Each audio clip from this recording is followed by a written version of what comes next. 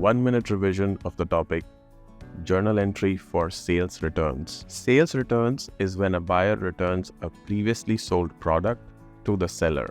The reason for such returns may be defects, damage, or product quality issues, and more. When a customer returns a product, the seller usually returns the price or provides a new replacement product. Journal entry for sales returns includes debiting the sales returns account and crediting the respective debtors account.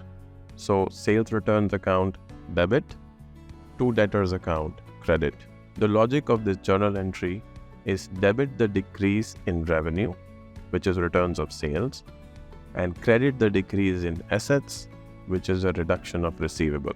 Let us explain this with the help of an example. Unreal Clothes sold goods to AMZ for $50,000. At the time of delivery, 10% of the goods were found damaged and returned by AMZ. Post a journal entry for returns received in the books of Unreal Clothes. So we will debit sales returns account by $5,000, which is 10%, and credit AMZ's account by $5,000. An important point to know is efficient handling of sales returns is essential for maintaining customer satisfaction and ensuring accurate financial reporting.